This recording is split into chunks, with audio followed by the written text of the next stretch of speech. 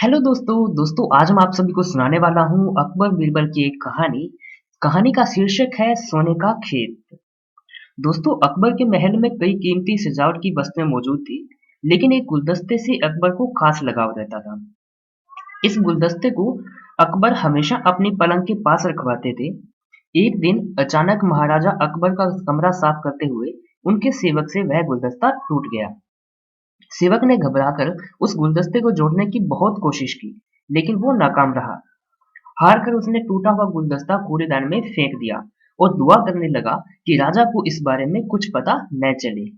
कुछ देर बाद महाराजा अकबर जब महल लौटे तो उन्होंने देखा कि उनका प्रिय गुलदस्ता अपनी जगह पर नहीं है। राजा ने सेवक से गुलदस्ते के बारे में पूछा तो सेवक डर के मारे कांपने लगा। सेवक को जल्दी से कोई अच्छा बहाना नहीं सूझा तो उसने कहा कि महाराज, उस गुलदस्ते को मैं अपने घर ले गया हूँ ताकि अच्छे से साफ कर सकूं।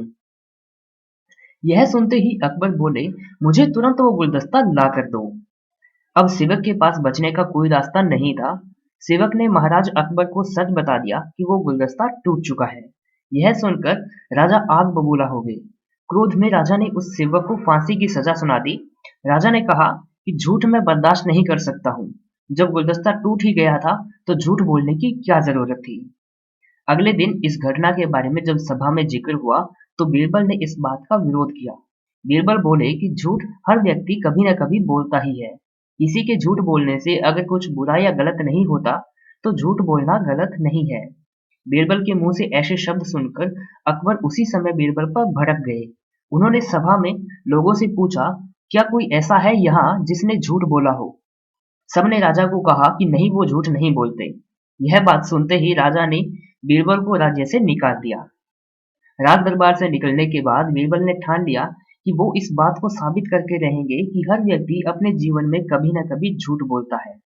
तभी बीरबल के दिमाग में एक तरकीब आई, जिसके बाद बीरबल सीधे सुनार के पास गए। जी हाँ, वो गए एक सुनार के पास जो कि सोने का काम करता है। उन्होंने जौहरी से सोने की गेहूं जैसी दिखने वाली बाली बनवाई और उसे लेकर महाराज अकबर की सभा में पहुंच गए।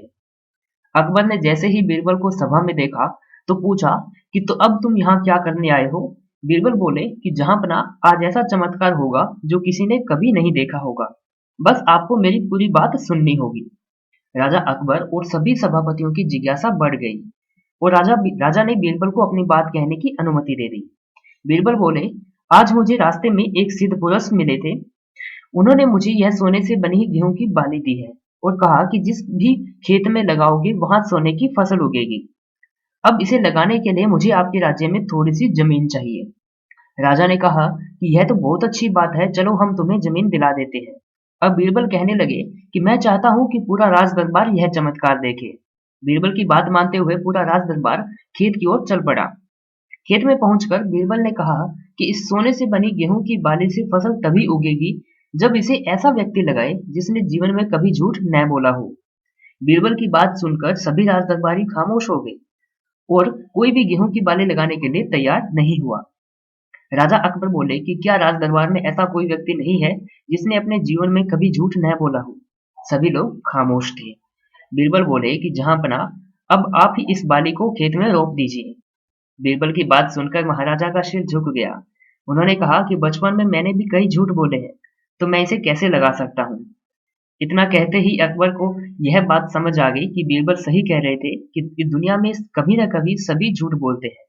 इस बात का एहसास होते ही अकबर उस सेवक की फांसी की सजा को रोक देते हैं। तो बच्चों, इस कहानी से हमें क्या सीख मिलती है? इस कहानी से ये सीख मिलती है कि बिना सोचे समझे किसी को बड़ा दंड नहीं देना चाहिए। हर काम को सोच विचार कर ही किया जाना चाहिए। साथ ही एक छोटे से झूठ की वजह से किसी व्यक्ति का आकलन भी नहीं किया जाना चाहिए, क्योंकि कुछ परिस्थितियां ऐसी होती हैं कि लोग झूठ बोल देते हैं। तो ये थी हमारी आज की कहानी। अगर आपको कहानी अच्छी लगी हो तो इस वीडियो को लाइक जरूर कीजिएगा, इसे ज्यादा से ज्यादा शेयर कीजिए और मेरे चैनल को सब्सक्राइब कीजिए। तो मिलते हैं अगली कहानी के साथ, तब तक के लिए धन्यवाद।